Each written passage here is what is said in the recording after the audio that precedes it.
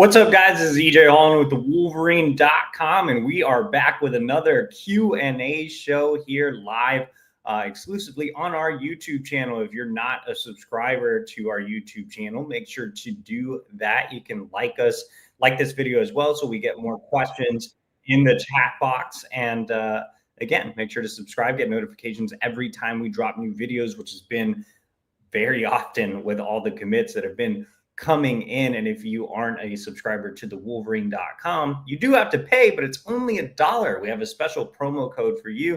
Use the promo code UM1, $1 for 2 months over at the Wolverine.com. Get exclusive recruiting information, team information, basketball, transfer portal, and so much more. A lot going on as On3 has bought out Rivals, and now that whole thing is going down. So a lot of extra content and stuff coming over to the Wolverine.com.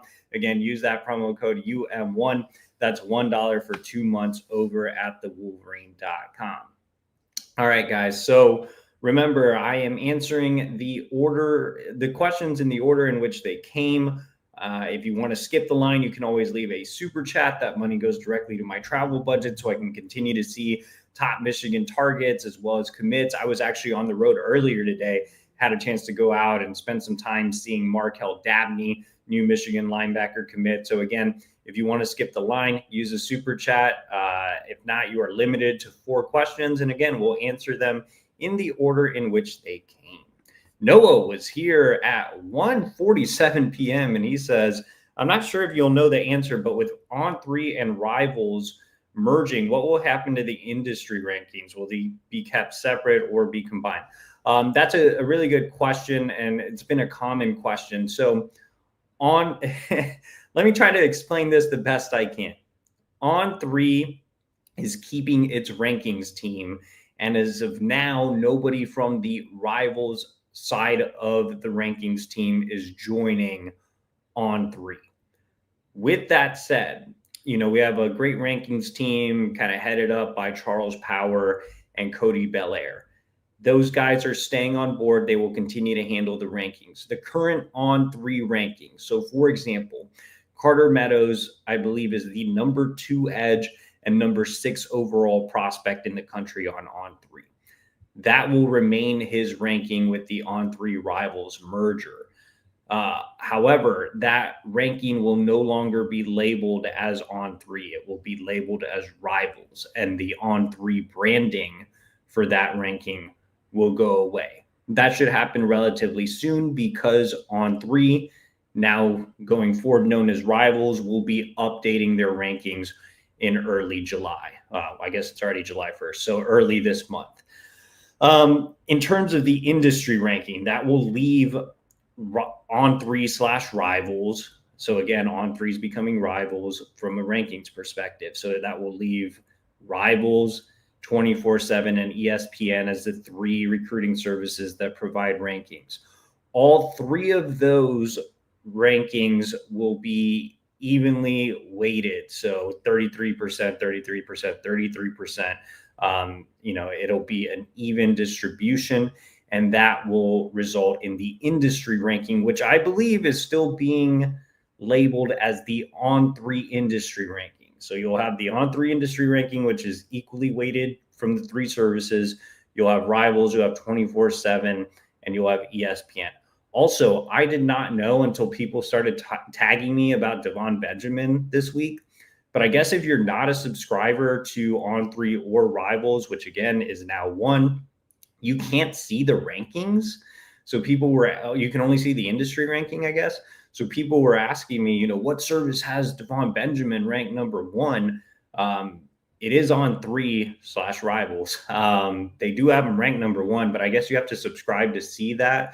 So you can still see the industry ranking, but in order to see the actual On3 going into Rivals rankings, you have to subscribe, which again, you can use that promo code UM1. If you subscribe to the Wolverine.com, you'll get access to all the rankings. Okay, that was a very long-winded and confusing explanation, and I tried my best. All right, let's go ahead with Zachary Pizzo. And he says, CJ Sadler commitment, what changed? Was it an issue of him wanting to play both sides? No, nothing like that, man. I mean, I haven't included CJ Sadler in any of my mock classes in recent months at all. And I caught a lot of flack on it on social media. And like, I always use the term moving parts. If I say there's moving parts, that means something's going on behind the scenes that I really can't touch on. And so I still can't touch on that. But I will say that, I think CJ is a very talented player, but it wasn't one that was going to work out due to moving parts. So as of now, I don't expect him in the class. I put in a prediction for North Carolina. So did Will Fong. So, maybe later on in the cycle, things change. But as of right now, not expecting him in. All right. Zachary Pizot says, chances for John Turntine and Felix Ojo change at all this week? I don't think Felix Ojo is very likely. In terms of John Turntine, I mean, Michigan's still there. They're still fighting. I mean, Texas has been considered the leader for a long time. I thought Michigan did a fantastic job on his official visit. And I even felt coming out of that visit that Michigan took the lead in that recruitment. But he went back to Texas the following week. It looked like, they kind of regained momentum. And now, those around Texas seem pretty confident that they'll end up with Turntine. But I think he really, really likes Michigan. I think the Wolverines have done everything right in this recruitment. I don't think there's anything else Michigan can really do, even on the NIL front. Like, I know I've likened John Turntine to Ty Haywood, but I think NIL is a bit of a lesser factor. And on top of that, Texas is willing to invest a lot here as well. Right now I'm pretty pessimistic about Turntine in Michigan, but I haven't given up hope, I guess, where with Ojo, I think he's just going elsewhere. Zachary Pizot says, can you fill us in on the Devon Benjamin recruitment? So yeah, this one has gotten really, really interesting. Like I said, he's the number one corner on 3. And I mean, a lot to like about Devon Benjamin. He can play anywhere in the secondary, has legitimate track times. I think that right now, this is quickly turning into an Oregon-Michigan battle. I was actually exchanging messages with our Oregon insider, Justin Hopkins, the other day, and they're not super confident over on the Oregon side. They still feel like, Oregon, those on the Oregon side still feel good about Benjamin, but it's certainly a closer race than anticipated. Michigan historically has spent NIL for corner, even back in the early days of NIL. They put together a strong package for Will Johnson. They had one together for Damani Jackson that kind of fell apart, obviously, but they came back last cycle, put together a strong package for Shamari Earl. So they're willing to invest NIL at the corner position. I think Devon Benjamin, especially after missing on Kari Adams to Notre Dame, I think Devon Benjamin has become really that guy that they're willing to go all in for. So I think Michigan does have a chance here. I think there's reason to be optimistic. There are a few other schools still fighting here, like Washington and Texas, but I think the school that's always been considered the favorite has been Oregon, and Michigan is really, really pushing them. All right, looks like we have a super chat from Brian Mall, and he says, EJ, now that Michigan recruiting doesn't suck and is more exciting, would you consider staying on the fort for longer? I will be there until my contract runs out. All right, let's go ahead and go to Zachary Pizot. What happens if we don't land one of Braden Rouse or Nick Abrams? I think that, things get a little dicey if you miss on Nick Abrams. I've always felt like Rouse was a bit of a long shot. Michigan's still there with Braden Rouse. Like, he hasn't told them no. Tennessee's been considered the big favorite there. If I had to put in a prediction, I would go with Tennessee. They're still involved with Rouse. Nick Abrams is the more surprising one. Coming out of the official visit, I felt Michigan had a really, really good shot to land Abrams. He's a DMV kid. He's a high academic kid. His dad's the CEO of a financial consulting firm. They were really impressed with the Ross School of Business, which is something Michigan can obviously offer that others like Alabama and Georgia and Oregon cannot. So, it just it's kind of weird that Michigan doesn't have more positive buzz for Abrams going into his July 16th decision. Obviously, still a couple more weeks for Michigan to get it turned around. I do think NIL is a big factor here. Like I said, his father is the CEO of a financial consulting firm. And he's going to do he's a very well-known businessman in the Baltimore area. And I think he's going to do his best to get Nick the best deal he can, which he should. But at the same time, I think that Michigan has a lot of built-in advantages in this recruitment. It would be a little, not just a little, it would be pretty disappointing to see Nick Abrams go elsewhere, especially considering how big of a need linebacker is this cycle. But let's say they miss on Nick and they miss on Rouse, which, is certainly a possibility right now. Calvin Thomas is trending to Nebraska at this point, so I don't expect him to land at Michigan. I don't know if I took a nap, to be honest, after I got back from seeing Markel Dabney. I don't know if Kenneth Goodwin made his decision or not, but I expect him to go to SMU if he's not committed there already. That's kind of leaves some slim pickings at the linebacker spot. DQ Forkba is still out there out of IMG Academy. He's set to make his decision on July 12th, but it seems like the Florida schools have the buzz there.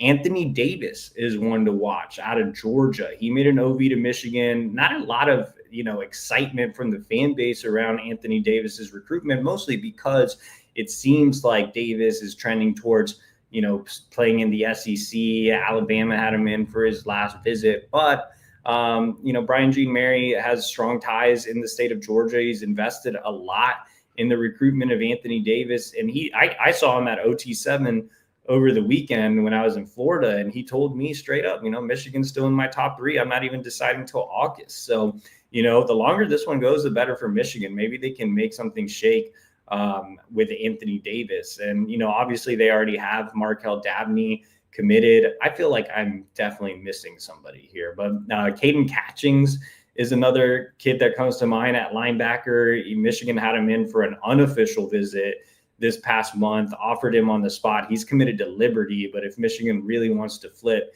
Caden Catchings, he certainly would be an option as well. So maybe they only take 2 linebackers. Michigan has always had success in the transfer portal at linebackers, so maybe they just go that route if they miss on some of these bigger targets. Customer service says EJ's the GOAT, no debate, period. Rate our chances with Hyder, Benjamin, Johnson, Russell, basically the whole board. All right, let's go quickly. Hyder would be, and he wants me to use a medium, high, very high scale, I guess. Hyder would be high. Benjamin would be medium high, like kind of spicy, but not that spicy. Johnson would be very high. Russell would be, man, that's a tough one. Russell would be kind of in medium high as well, I guess. I don't know. There's just something about that recruitment. We'll see how it plays out. Turn time would probably be medium. Moa would be medium. Obot just committed to Utah. I did see that. Donovan Webb would be low. Gerald's would probably be medium. Goodwin would be low. Forkba would be low. Abrams would be a medium, I guess. I maybe Michigan still has a puncher's chance. Sherrone Moore, if you are, we have a super chat. Any intel on Calvin Russell? Yeah, so Calvin Russell, like I said, really, really interesting recruitment here. So shout out to Big Daddy T for the $1.99 super chat. Man, so I spent time with Russell during my time at OT7. I had a chance to talk to him afterwards, and Michigan's always, since the beginning of the cycle, they've been exploring adding a big-time receiver. I think people kind of laughed when I mentioned they were looking at making an NIL run at Chris Henry Jr., which they were. They obviously looked at Tristan Keys, but Calvin Russell has kind of emerged as that elite target that they're really, kind of investing in. And even though he's a South Florida kid, it's tough to pull kids out of, the Miami area. I think that for them, Russell checks a lot of boxes, the bigger NIL schools that are involved in this, like Oregon or Miami, I don't think are investing as much as Michigan is willing to, because they already have some other receivers on the board. So I think that's a plus for Michigan. They also have an advantage on the basketball side. And I wrote this after seeing Russell. Dusty May has been recruiting Calvin Russell since he was a freshman, and May was at Florida Atlantic. And Russell, I'm not a basketball scout, obviously, but basketball is very, very important in the Calvin Russell recruitment. And I've even heard that schools have tried to downplay basketball, and he's eliminated those schools. So I think Michigan did a great job of getting Dusty May and the basketball staff involved on his OV. You saw him taking photos in the basketball uniform as well as the football uniform. So again, I think Michigan has done everything right. They're willing to spend big on NIL. They're willing to let him play basketball. There's an obvious need in the wide receiver room. They really sold him on Bryce Underwood. I thought an interesting tidbit that Russell gave me is the fact that Bryce Underwood served as his player host. And normally you have, the position player serve as your player host. So, like Travis Johnson came on campus. He's a fellow receiver. He had Fred Moore as his player host, right? So I thought it was interesting that Bryce was the guy that served as Calvin Russell's player host. I mean, that tells you everything you need to know about how much Michigan really wants Calvin Russell. Now, Russell, I guess, went on record with another reporter. He did not tell me this, but he said that his top three are, I believe it was Michigan, Florida State, and Oregon. And the one school he didn't mention was Syracuse. And I was very curious about that, because he did talk about Syracuse in our interview. And from what I've been able to gather, Syracuse is a major, major player here. They are willing to, and you don't think about Syracuse as an NIL powerhouse or anything like that, obviously, but apparently they are willing to spend a lot. They are selling basketball super hard, and Fran Brown is a great recruiter, and Syracuse has landed several of Russell's teammates. I think they landed 3 Miami Northwestern players last cycle. Wherever Russell decides to go on July 5th, I don't think his recruitment will be over. I think this one is one that goes all the way to December and involves some negotiations. But again, I think Michigan has done everything right. They also have a connection to Russell's agent, who serves as Brady Smigel's agent. So there's already a strong working relationship with Sean McGee. So kind of like I said, not Russell, really quiet kid, not tipping his hand anywhere. Even though he doesn't have Syracuse in that top 3, I still think Syracuse is a big threat. All right. Let's go to customer service. He says, Sherrone Moore, if you were watching, we still want CJ Sadler. The best players in Michigan play for Michigan. Facts. Also, Michigan is red hot in Virginia, and EJ lives in Virginia. What a coincidence, the EJ effect. Yeah, it's been great getting to know a lot of these guys in Virginia and having covered them since I moved here. So I've kind of built up with these guys. The 26th class in Virginia is the first class as underclassmen that I really got into, and there's a lot of talent in this state. And I think it's great seeing Michigan have more of a presence here. And it really started when they landed Brandon Hillman late. I want to say that was the 23 cycle. And, they started to recruit a little bit more here. And then, Shamari Earls has been such a big recruiting tool for the Wolverines. Even talking to Markel Dabney today, he was like, man, I'm not even sure I'd be at Michigan if it weren't for Shamari. Or talking to Andre Clark, he was like, look, man, Shamari was my player host. We trained together. He was such an instrumental piece. Shamari's actually in a group chat with Markel Dabney, Travis Johnson, and Andre Clark right now. So Shamari's been such a big help for Michigan this cycle. I think it's been great to see, again, Michigan land Dabney, land Clark. They're in a great position to land Travis Johnson, and they're still in a really good spot to land Savion Hyder as well. So, the Virginia movement is real. And I've seen a lot of people ask, Michigan doesn't have any in-state commits. Next cycle, the state of Michigan is absolutely loaded from, top to bottom.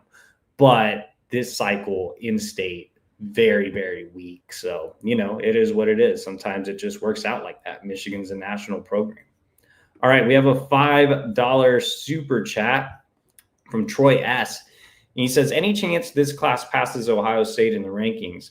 It's certainly possible, if Michigan is able to get Devon Benjamin, if they're able to somehow, circle back and get a big time linebacker, if they're able to steal Deuce Gerald, if they're able to land Calvin Russell and Travis Johnson, that could certainly put Michigan in a position to pass Ohio State. I think it's tough to calculate the rankings right now. What On3 does with the industry ranking is they set a certain number of commits. So On3 doesn't reward massive class size like 24/7 does. Like 24/7 ranks you based on like how many commits you get, whereas On3 wants to reward quality as well as quantity. So I think right now they're only taking into account like 13 or 14 highest ranked recruits. So there's certainly room for Michigan. That number will grow throughout the cycle, and there's certainly room for Michigan to pass Ohio State for sure. All right, so we go to ButterXO. He says, are we leading for both Devon Benjamin and Calvin Russell? I'd say Michigan is right there, but I wouldn't say they're the outright leader. ButterXO says, are there any other surprising 5-stars Michigan is poking around for that fans aren't talking about? Not really to my knowledge right now. Ryan says, are we a lock to finish as a top 2 class in the Big Ten? OSU is dumb and following the new rules and not willing to pay up for guys. Penn State has lost all their top targets and Oregon has had a rough time. Yeah, I mean, top 3 is definitely a lock. I think Ohio State and Oregon are always, threats to finish ahead. But yeah, I mean, Michigan could very well finish number 1. Like I said, just really depends on how things shake out with these really, big fish recruitments. Ryan said, can you explain why we weren't talking NIL with guys in the spring? Post-settlement, we're putting up huge offers to top targets, so I'm confused why we wouldn't have done that much earlier. Sean McGee behind the scenes has done a great job of putting together a plan to balance the budget of rev share. And I think they also wanted to see if there was any type of ruling with how, schools directly cannot pay recruits. They can, put together a package and say, this is how much you're going to get based off of rev share. But in states that allow high school recruits to get paid, for example, Virginia allows high school recruits to get paid. So if you're a collective, you can say there's a 5-star in Virginia who happens to be your top overall target. You can have the collective put together a $2 million, $3 million, $4 million, whatever you want to call it, package for the 5-star in Virginia, and it's legal. So I think they just wanted to sort things out, have a budget for guy. And you have to keep in mind, a lot of these recruits, they're not getting NIL like that, where it's the collective, paying up front for a high school recruit in a state that allows high school recruits to get paid. A lot of it is this is how much we're going to pay you off of the rev share next year. I think the collective high school route is only reserved for those elite targets.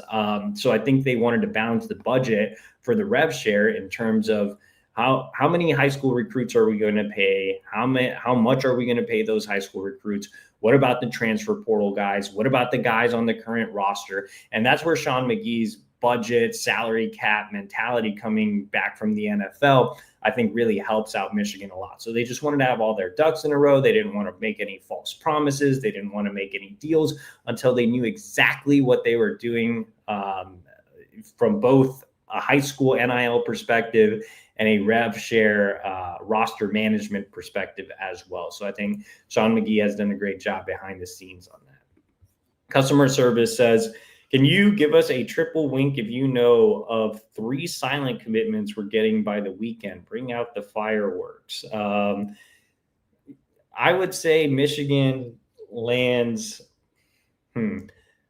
at least, definitely at least 1 before the end of the weekend. But obviously, there's plenty of room for more. Jack said, we have a super chat from Goot 517, is that unranked kicker hurting our class ranking? No. And thank you, Scoot 517, for the 199 super chat. He is actually not hurting the class ranking because, like I said, On3 only gives credit to the first like 13 or 4. And I'll tell you right now, like, let me just open this tab. They only give credit to the 15 highest ranked recruits. So Michigan obviously has, more than 15 commits. So right now they're not taking into account the kicker, the long snapper, Jonathan Brown. Those guys are not bringing down the ranking because, again, On3 doesn't just rank off of class size, they rank off of quality. And the number increases throughout the cycle, but that's how the rankings are calculated. They're only taking the top 15 highest ranked recruits. Jack says, are we still the leader for Travis Johnson? I believe so. Jack says, who will we turn to at safety after losing on Jordan Deck and Chase Calicut and likely Donovan Webb too? Donovan Webb was a nickel. So, they still need a taller, longer, true safety. And the top targets there were Jordan Deck and Chase Calicut. Obviously, Deck sided with Baylor. Calicut committed to Georgia. Nobody really there right now. So we'll see who pops up throughout the cycle. Ryan says, are you close to putting in a pick for Calvin Russell? Oregon's side saying is they aren't even recruiting anymore. So it's down to versus Florida State. Florida State's definitely pushing hard. I don't care that Calvin Russell did not mention Syracuse in his top 3. I am still keeping a close eye on Syracuse. I don't have enough to go on to put in a pick yet. Ben Ricketts says, with the merger of On3 and Rivals, will there be 2 separate recruiting rankings or will they be combined into one? We talked about that earlier. They'll be combined into one, and not really combined. Like On3's ranking will be the ranking, the current Rivals ranking. So On3 ranks Carter Meadows number 6. Rivals ranks Carter Meadows 241. I think the 241 ranking will go away at some point here in the near future. Ben Ricketts says, do you think Michigan will add a 4th offensive lineman to this class or stick with 3? I think they prefer to add a 4th offensive lineman. Ben Ricketts says, how do you think Michigan will finish with linebacker? Who knows? I think they add maybe, an under the radar guy like Caden Catchings and still shoot their shot for some of these big fish and hope to land one. And if not, they have to head to the portal. Michelle Wallace says, how are we looking for Devon Benjamin, Barney, Walker, Rouse, and Moa? I think top 2 for Benjamin. I think they lead for Barney. Julian Walker committed today. Braden Rouse, work to do. Salisi Moa, work to do. Customer service says, are there any flip candidates Michigan is considering? Also, does Michigan have their eyes on any late risers? I think late risers will happen during the season. Caden Catchings, like I mentioned, is committed to Liberty. But in terms of, big flips, not quite yet. Customer service says, I've been trying to get a career as a recruiting analyst, but EJ is the GOAT. Now I have decided to open up a franchise. You know where I can get started. Yes, My Perfect Franchise. Are you a displaced corporate executive or wanting to put your career into your own hands? Or are you an experienced entrepreneur wanting to diversify? Andy Luedecke can help. Andy is a huge college sports fan and franchise veteran, having owned multiple franchises and businesses. Using his expertise, he helps others find their American dream through a very thorough consultation and evaluation process. Call Andy, put your life and career in your own hands. Best of all, his services are 100% free to you. So what do you have to lose? You can contact Andy at 404-973-9901 or email him at andy@myperfectfranchise.net. And Tom H says, hi, EJ. I work for 24/7 and cover Michigan football recruiting. I have a raspy voice, a just for men beard, but I'm always a week late with the recruiting news. Should I get with Andy from My Perfect Franchise? Yes, all of you need to get with Andy at My Perfect Franchise. Again, you can call Andy at 404-973-9901. You can email him at andy@myperfectfranchise.net, and he will set up a Zoom with you. AJ says, what is your favorite online rumor about you?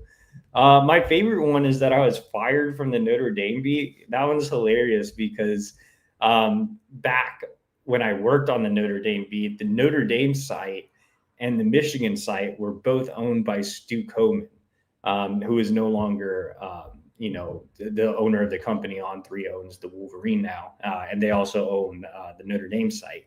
And what happened was Notre Dame, obviously they had hired me like 3 months before, and they hired another guy as well.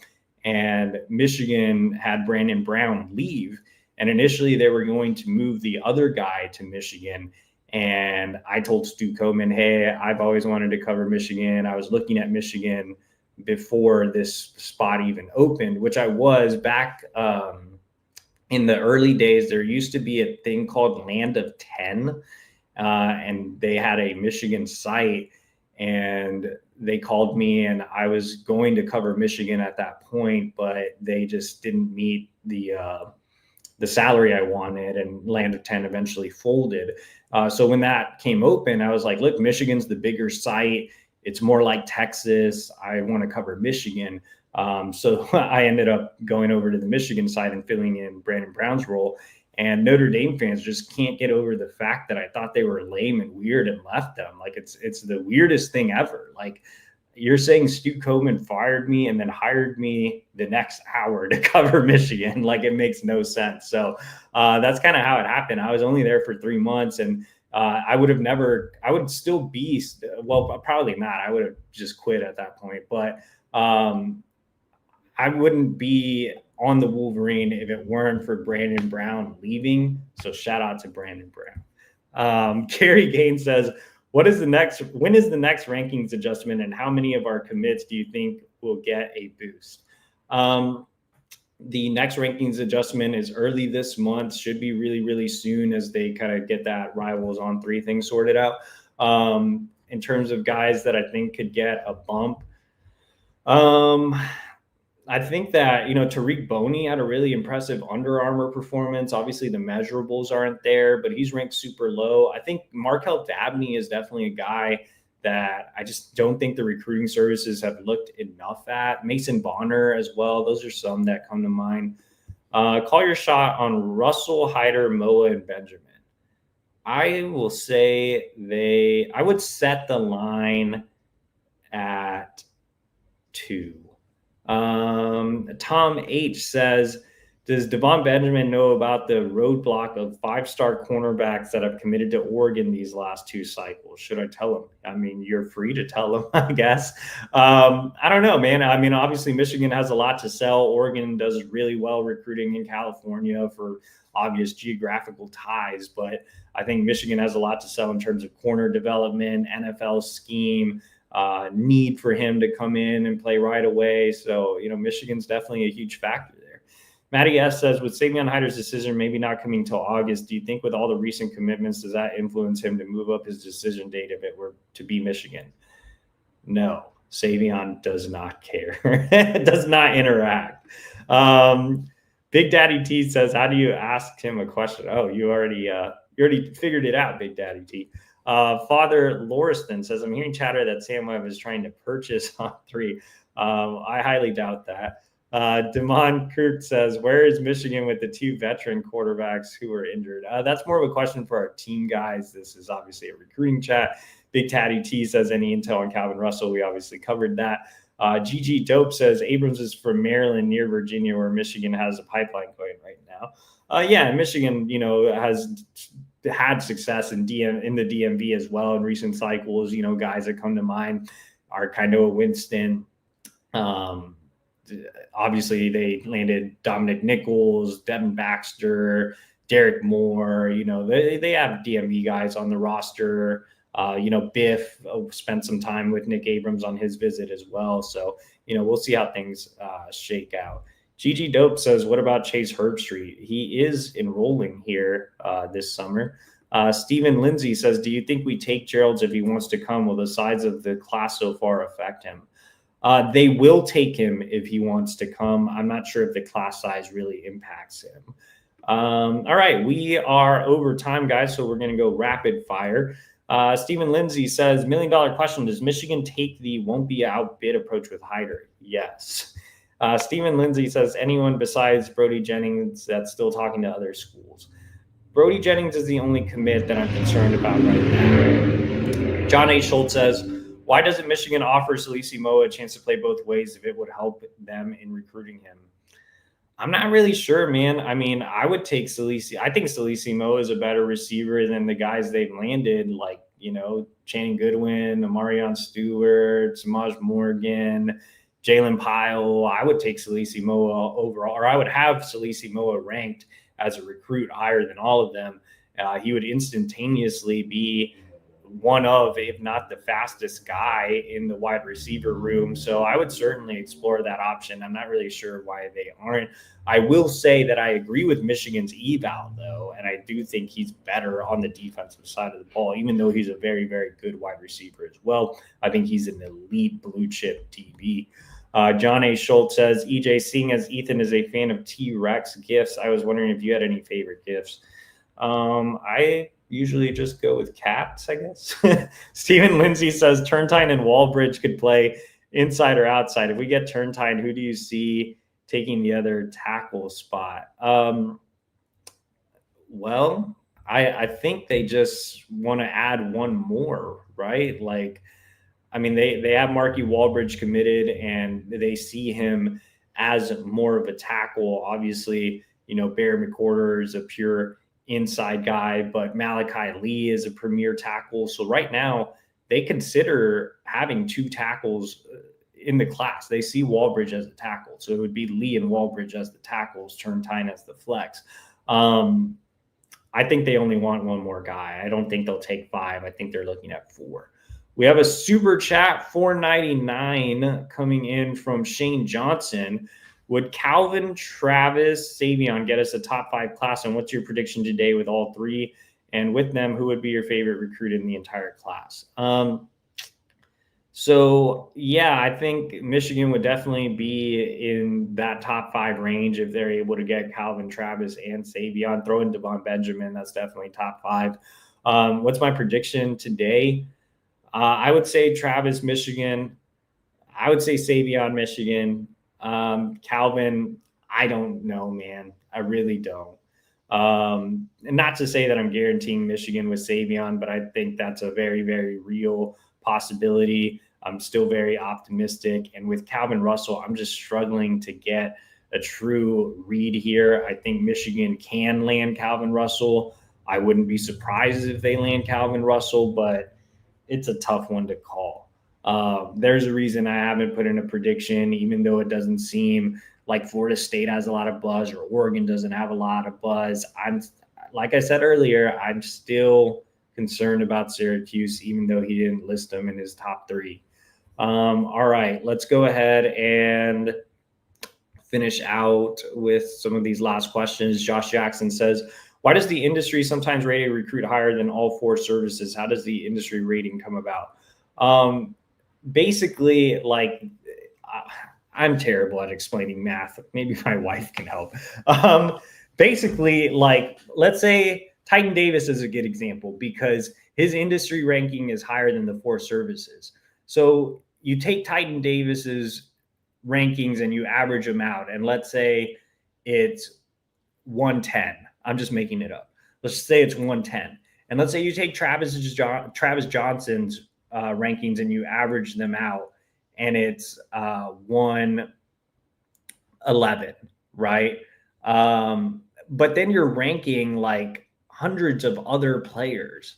So sometimes Titan Davis's average of 110 might be higher than some other players. So he would move up. So right now he's like 104. So he would be ahead of the other players because his average is higher than the other players. I'm sure that made no sense. But basically, it's not the average. What you're seeing, like Titan Davis 104, that's not the average ranking. That's just where the algorithm places him based on the other recruits' averages. So his average may not be 104, but it is higher than recruits in that same ballpark. AJ, didn't Dusty recruit Russell back at FAU? Yes, he did. That is helping Michigan for sure. Michelle Wallace, you plan on leaving after your contract is up? No man knows the future. John A. Schultz says, is Aspo's 26 summer run more impressive than Lamar Morgan's fall 25 run? Oh man, that's a good question. Yeah, I would say so. I mean, let's give Espo some love. Which group do you like better, the 25 DBs or the 26 defensive line? Um, Man, probably the D line. Wolverine Casual says, how do you compare Travis Johnson, Calvin Russell, Salisi Mo, and Tristan Keys, having seen them all live at OT7? And yeah, I've seen them. Well, this was my first time seeing Calvin Russell live. I've seen Travis Johnson live at least like 10 times. Salisi, I've seen twice. Tristan Keys, I've seen twice. I would say the best recruit is Tristan Keys. I would say the best wide receiver is Travis Johnson. I would say the most upside is Calvin Russell. And I would say the most dynamic athlete is Salisi Moa. Michelle Wallace says, I bet you're tired of talking. I'm trying to finish out here so I can go get some Texas Roadhouse from a franchise owner, of course. And remember, you can call Andy Luedecke if you want Texas Roadhouse, if you want to own a Texas Roadhouse, not just buy some Texas Roadhouse. Wolverine Casual says, the thing with some recruits' composite score being higher than an individual score has a name. It's called Simpson's Paradox. Well, thank you, Wolverine Casual. This is why I took math. I went to SMU and I took math with the football players, and it was the easiest math of all time. I'm sure it's different at Michigan. They probably have to take real math, but I took it with the athletes, and I was like, I don't want to do any math. All right, we go to Wolverine Casual, who says, what odds do you think we have with Turntine? Surprised we have any shot against a desperate Texas with a Texas kid. Yeah, but the thing about Turntine is, I believe he's a top 10, not just top 10%. He's a top 10 student in his graduating class. And Stanford was a finalist here and a real player. So I think Michigan checked a lot of boxes from him away from the field. He just kind of feels like a Michigan type kid. We actually have one of his coaches on our board is a big Michigan fan as well. So I think Michigan, again, has done everything right in this recruitment. If Turntine doesn't pick Michigan, it's not really Michigan's fault. Gary Gaines says, with your time following recruits, who has been your favorite recruit, and do you still communicate with any of the families? My favorite recruit of all time? Man, my favorite recruit of all time. That would be tough, man. It would probably just have to be Will, right? Yeah. And I mean, I talked to Will's dad here and there. Bruce McGraw says, can you explain how Will Fong is so accurate to recruits disclose to him their commitments? That's a question for Will Fong. Ben Similar says, when are you going to erase the plant physiology notes on the whiteboard and post some of your poetry for us to read? I don't know if I'm a very good poet, but that office belongs to my wife. This is my office where, I have a Mexican cat back there. I have Pikachu somewhere. He's probably behind me. Some weird books about the occult. My wife's microscope's in here. Gizmo is in here as well. So, this is my crappy office compared to her great one. G Boulder says, do you think the Adidas deal eliminates us with Russell? I'm wearing Adidas. I don't even know what the Adidas deal is. All right, guys, I appreciate you all for joining us. Make sure to like this video, subscribe to our YouTube channel, get notifications every time we drop new videos, which is often with Michigan getting a ton of commits. As always, subscribe to the Wolverine.com. Use the promo code UM1. Sign up $1 for 2 months over at the Wolverine.com. It looks like Greg Pinta says, yo, are we just out on CJ Sadler now? Yeah, I don't expect Sadler in this class. G Boulder says, Calvin Russell signed with Adidas. That's interesting. I don't know. I'd have to look into it. All right, guys, appreciate it. We'll see you all next week.